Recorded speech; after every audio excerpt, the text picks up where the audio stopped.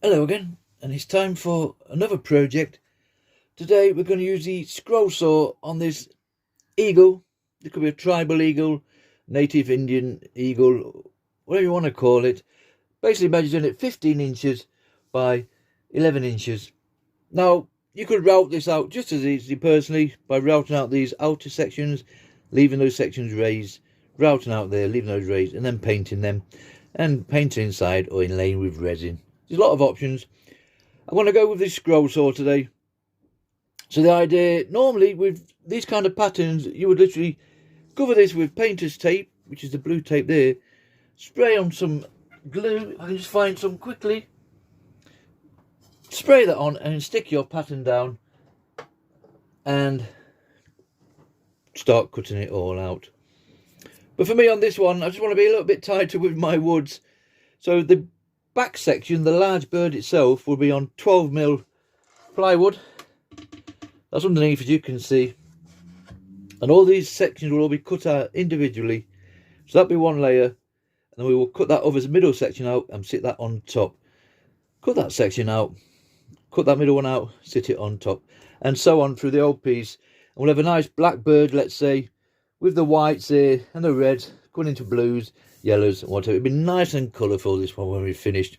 Now, originally I wasn't going to bother with a little video. I do a lot of projects on my Shed Crafts with Shane Facebook group, and I don't always do a video, but I've already started this when I thought, well, we're going to go for it and make some kind of video anyway.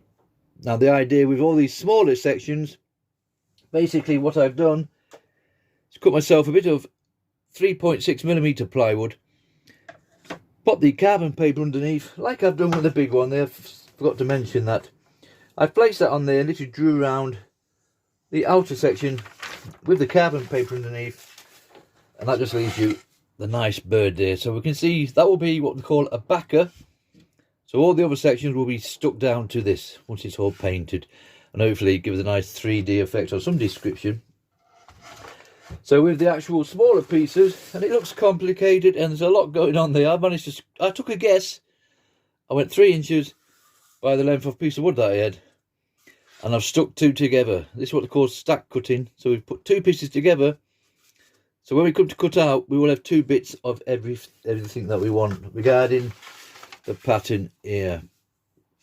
As you can see from that, we need 12 of those outer sections, 12 of the inner, 12 of those, 12 of the little V-shaped things, we're going to call those inside, and so on.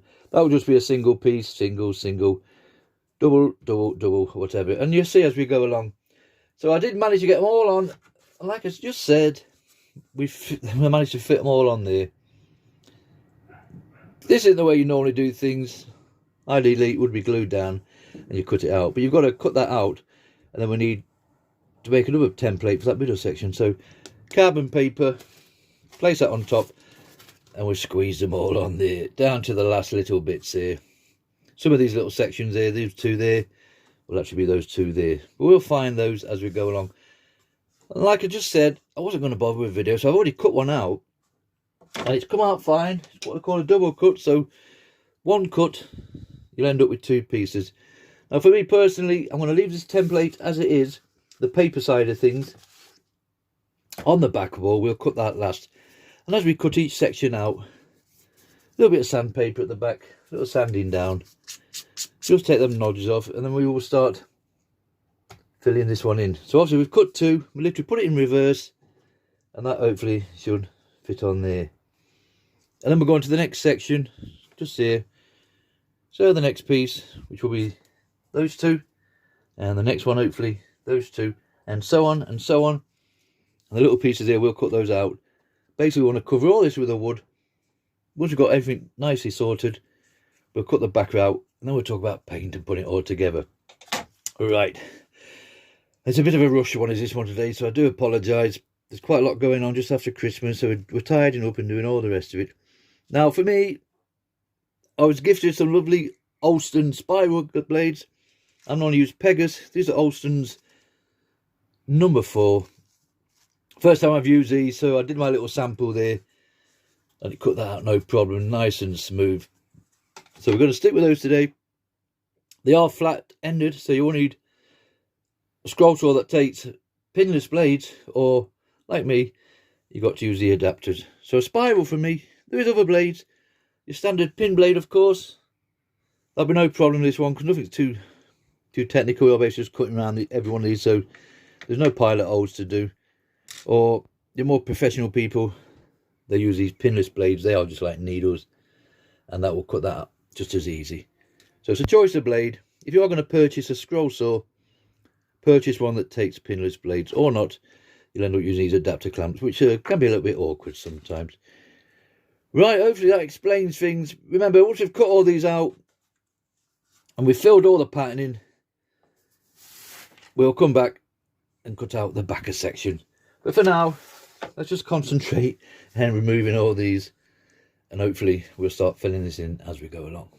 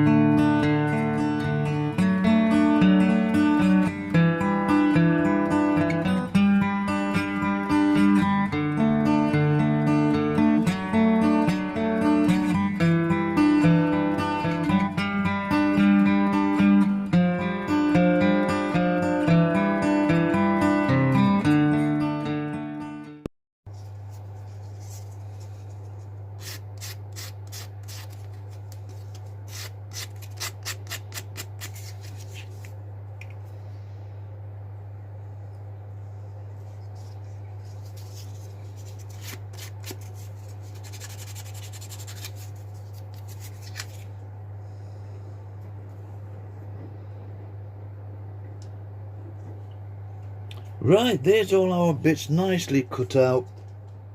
There was one section here, if I just show you underneath, it should have two little prongs, like two little V-shaped things like that. For some reason I hadn't drawn them out, because remember we cut it out as a two section stack cut, so we had two of those to play with. So I basically just left the original one there and just cut out a circle. You could make it exactly the same, but obviously sometimes you can just alter your pattern as you go along. And there's also these four little circles here. They had a smaller circle sat on top. Now that they may appear by the time we've come to do it all, but for now, there's all our little bits done.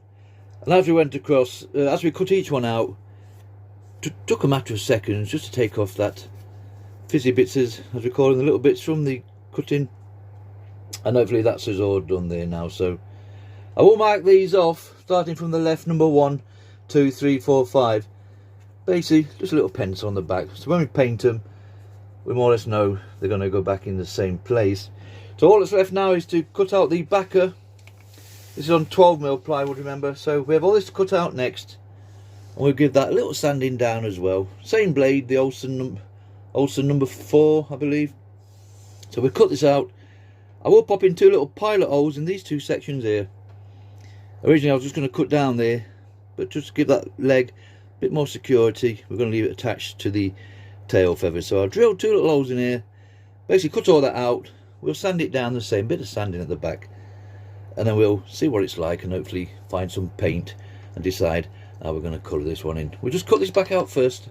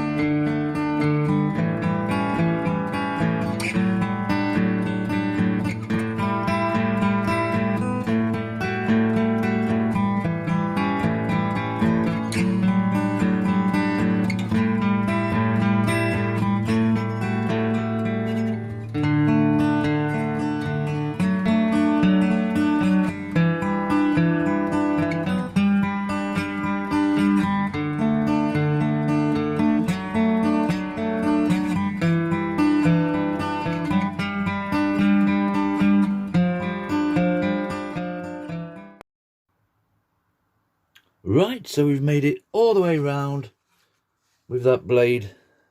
We've had no issues, apart from one blade did break on me round by the beak area, and that certainly gives you a little jump. I'm happy enough with that. That's cut fine enough. So it's just a simple case. We'll turn it over, and if I can get near enough, you will get these little fuzzy bits, as you call them. You can more or less scrape them off with your nails if you wanted to, but I'll just take 2 minutes to go all the way around with a bit of sandpaper, and we'll soon clear those off. And then when we come back, we'll look into the staining or paint, what we're going to use when we basically put it all together. I'll give it a little tidy up first.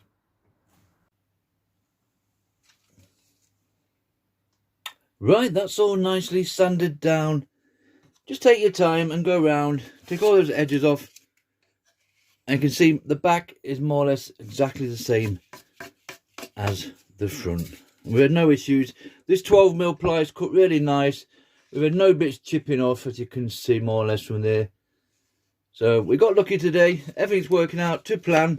But let's not ever speak too soon. Now the back of here, originally I was going to paint this black, but I just think to get inside all these side walls here and paint, it might be a little bit too awkward for me. So I'm going to put, you guessed it, dark teak wood dye on here, wood stain dye, just to cover the full piece, not forgetting to do those side walls, and we'll probably end up covering the back at the same time. Now for the smaller sections, remember we've got them all here. These are all complete. So basically, once everything's nicely painted up, all these will fit in position like so when we glue all those down with the nice yellows, red, blues, or whatever we have. Now you notice I've marked these off. So number one, because they are cut at slight angles, they're not all identical, and I've need to put one on the back of there, one on the back of there, so when it's painted the front section, we'll know that belongs on there and that goes into the right place. Same number 2, 3, 4, all the way down to 12, and we've done exactly the same with the inner sections on there as well. Number one, and we know that belongs there, because like I just said, they are cut at a slight angle to give you that curving effect. Now for these, we're going to use Painter's Touch paint, only because they're nice and bright, and I do prefer to paint my paints on with a brush, so I'll take my time. I'll get these smaller sections, we'll get some blue painter's tape, like so, nice clean tape, make a strip of it, and then just stick these little bits to it to hold it in place, if that makes sense. Paint them all nicely, and then when we come back, try to put a little bit of light on there, see if that works any. we'll carry on. And then we'll stick it all together. So painters, remember, you could use primer. You could spray all these. If spraying's your thing, you spray, go ahead and spray. I'm just quite happy to paint. And we have plenty of colours to go out. Nice oranges, blues here, yellows, reds, got a bit of white. Remember, they're for all these loose sections here. These what we've cut out before with our Olson #4 spiral blade. And that one there, I've had an extra. And you notice these 4 little sections here, the 4 little circles. We've even put little, like so, little circles just to sit on top. No need, you can get away with it just like that. But while we're going crazy, we might as well go the full hog. So, right, we'll colour the backer first. And then I'll quickly get on with the painting. We've seen people painting before, there's nothing too fantastic there. I just like to take it indoors and take my time. There's no rush. But this stuff goes on really nice. And it will be a simple case of just brushing it on like so. It looks a bit panicky and it looks a bit dark, but that will soak in and it will go on, literally take seconds. Not forgetting to do all our side walls like so. Just let it soak in, give it a nice wipe down afterwards, and that basically will be finished. And then we'll get the nice coloured sections on top. Hopefully it will pop really nice. I'll do one coat first, let it dry, pop another one, quick wipe down, and then we'll get on painting the other bits. Right, that's all nicely stained now. It's still a little bit damp, so we will leave it for a couple of hours. It dries fairly quick, and we've done those side walls there, look, more or less, and we've done a bit on the back as well. I will spray some varnish on this just at the end of the project, and that will darken it down nicely and just give it a little bit of shine. So that's the backer more or less complete, apart from sticking our bits to it. And here's all our little bits. I said previously, I basically stick mine to painter's tape. Hopefully that'll hold them all in place and we can just paint them at our leisure, should I say. We'll go inside where it's a little bit warmer. But there's all our bits. There's 88 pieces. I had a quick count. So we have all those to paint. Nice bright colours. And then when we come back, it's just going to be a simple case of gluing them all on to the backer underneath. Okay, let's go inside using our painter's touch paints, plenty of colours, remember, and then we'll start painting this one up. Right, we've got those all painted. I didn't show you the painting side of thing because it's basically just brushing it on with a brush, and it's quite simple. The first layer I like to just put a little bit of water on, basically just dab your brush into a container with water and then let that soak in, and they dry really quick. By the time you start at one end, work to the other, you can go back again and do a second coat. And those little painter's touch paints, they work out fantastic for these little projects. There's 88 pieces, I believe, so they've all been nicely painted, as you can see from there. And I've already peeled them off. They come off fine, no problem. To go around, maybe just scrape off there the little bits of paint that was left on. So now we have all these bits to basically clip onto our little thing. Remember, we've got more numbered at the back, so we know exactly where they're going as to regards to the project. Same with those ones. They're all done nicely. And the same with that one as well. So we've got a bit of gluing down to do, but you can see from that, they come on nice. And when they go up against the the brown background there, the dark wood, dark teak background, they're going to stand out really nice. Just before we do stick those down, and it's just a personal thing, I want to spray this with a bit of varnish. No other reason than to have a bit of a shine on it. Plus, we will spray afterwards, but I just want to make sure we get inside the smaller sections. You imagine inside these little V bits here. Once they're stuck down, we might not get the varnish inside here as good as, if that makes sense, all the other pieces. So I'm just going to give it a quick spray over. Just yacht varnish today. It's the first one I've picked up. I do have other ones, yacht varnish.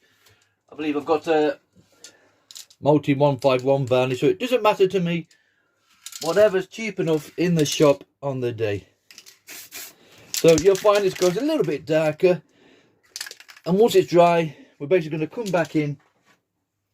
We'll go back inside. I'm a little bit cold in the shed today, so I do apologise if I seem to be rushing. I've gone down and got this glue here. I've never used that before. I just grabbed the first thing I could find. And hopefully this will use us to stick it all down back again. But just before that, quick spray over. Like so. You'll see it just darkens it down nicely. And if you want to, you can lift it up and do the side walls as well. Right, we'll go back in a minute when we go back indoors. It's a little bit warmer. And basically, we're just going to start gluing this one together.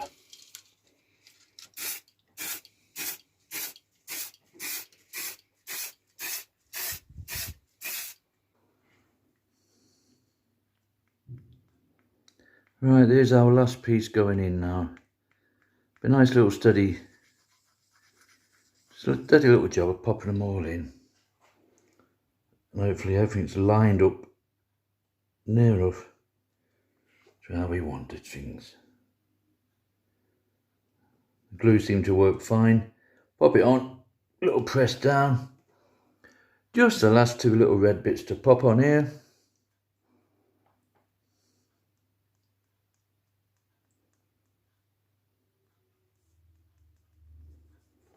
And this little project is heading towards the finishing line. Right, the last piece to go in. What we'll do, once it's all nicely set, we'll go back into the shed and just spray on our last little dab of varnish. It doesn't really need it. They are gloss paints, but I just find it just gives it another little extra shine. And I do like my shiny little project. So just enough to play with that, to line it in, press it down, and that should be it. Right, there's all our little bits all stuck down nicely. Hopefully they'll all stay intact, but you can just see there, look, we just want to spray a little bit more varnish on. So we'll go down to the shed now and spray a bit more varnish on, and this little project will be finished. Right, that's it. They're all stuck down nicely. For those eagle-eyed among you, eagle-eyed, see what I did there? I wasn't happy with the flatness of the breastplate there, so literally 10 minutes ago, I cut out these 6 little sections there, painted them, glued them down, and I think it just gives it, just fills in that empty space for me. So sometimes you look back at a project and it just won't seem right. And I slept over it overnight and it just was bothering me. So, sake of 10 minutes, we cut out those little sections here. And that just finishes it off a little bit better for me personally. Now, you could leave it at that. There's no reason to do anything else with it. It's an indoor project, remember. And you can hang that on the wall. And I put a little hanging hook on the back there. And it hangs perfectly straight. And that would be your little project finished. But for me, even though it is gloss paints, I just want to go a little bit more gloss on there. I don't know everything about gloss me, but so I'm just going to spray the full piece, and that will bring out those colours even better than what they are. But I'll just do this a couple of times, just finishes it off nicely for me, and you'll see the difference hopefully when we come back. Well, I'll give it 10 minutes or so for this to dry, and then we'll come back again.